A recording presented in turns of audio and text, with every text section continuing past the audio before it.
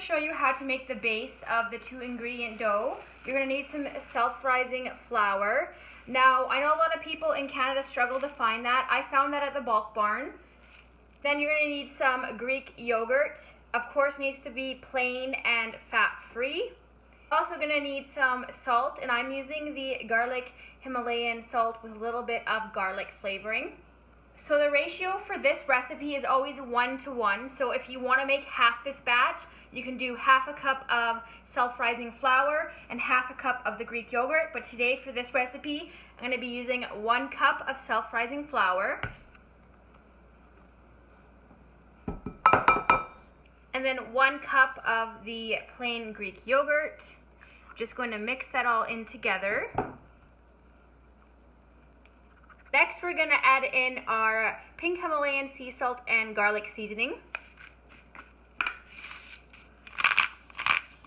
Just a little bit, just to add a little bit of flavor. And next, we're just going to mix this. I just mix this until it's a dough-like consistency. Sometimes it can be hard to gather everything together, so I like to use my hands, but for now, I'm just going to mix. So now, obviously, I have clean hands. I'm going to go in and just put this mixture all together. It does get fairly sticky, so I like to use my hands once most of it's combined. I find this next step very important. You're going to want to put extra flour on your counter or whatever you're using to mix or knead the dough. This dough, like I said, is very sticky, so I like to have a good amount of flour on my cutting board here. So I'm going to actually let this sit for about 10 minutes just to let it settle and rise just a tad, so we'll be back in 10 minutes. Now that this is sat for about 10 minutes, we're going to go ahead and roll it. I like to give it another little mix here. So we're also going to put some flour on our rolling pin. Again, this dough is very sticky. And we're just going to go ahead and roll it out. We're going to make it into a square.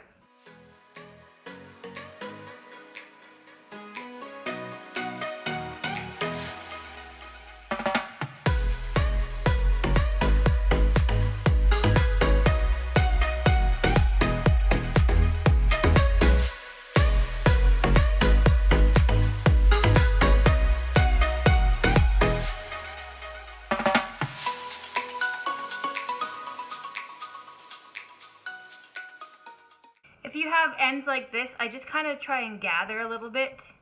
So I just keep doing this until I get the thinness I want. We want about 1 inch or 1.5 inches thick. You don't want it too thick.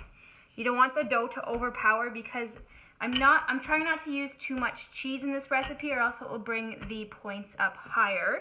Okay, so because this end isn't perfect, I'm gonna cut a little piece off here and just kind of try and incorporate it over this edge here, since it's not really a square.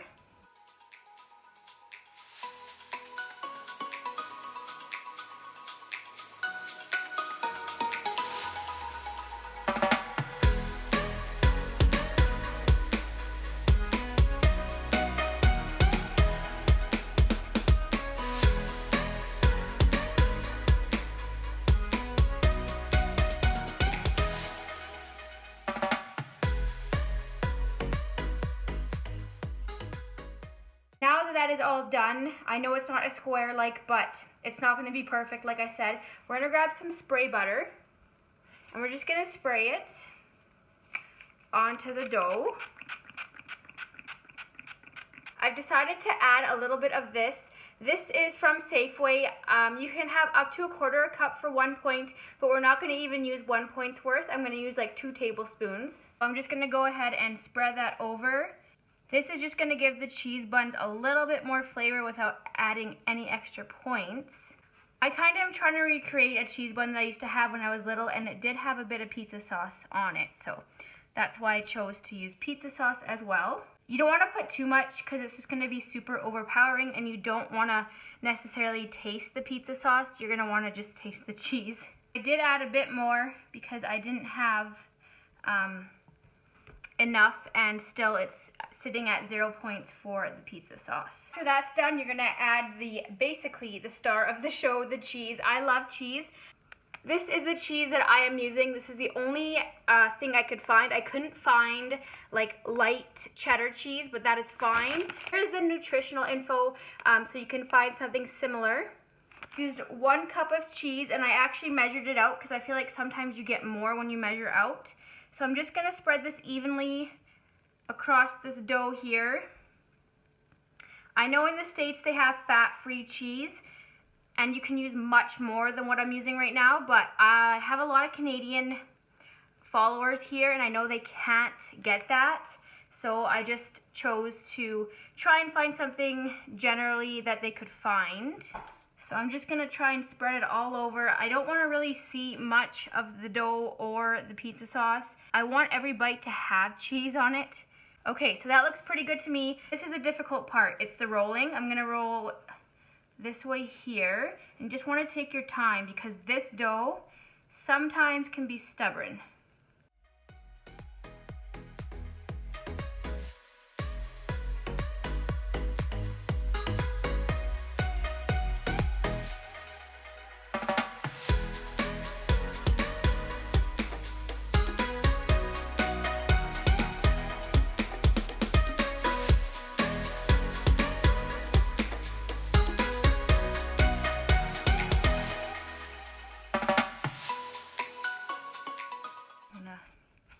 Kind of just shape it a bit. I'm going to use this spray butter and just spray a little bit to kind of see if that will stick.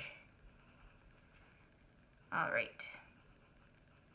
So it looks like it's going to stick. I'm going to stick this in the fridge for about 10 minutes to chill, and then we'll see you guys when it's all chilled. Just took this out of the fridge. I'm going to cut the tiniest piece off each end.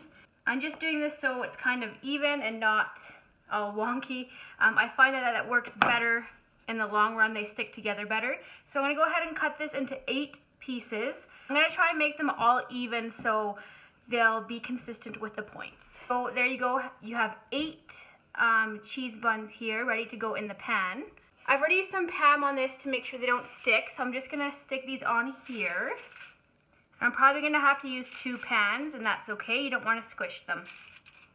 I'm also going to spray the top with a little bit of spray butter.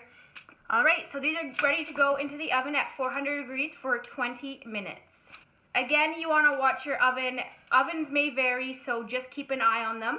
So I'm going to stick these in the oven, and we'll see you guys when it's all done. Okay, so here are my cheese rolls, or buns if you want to call them. They look super good. Look how cheesy they are. They just came out of the oven. After the 20 minutes, I set it on 450 just to let them bake a little bit more, a little bit crispier, and then I set them on broil for about maybe not even a minute, and just to crisp the top, and they look like perfection.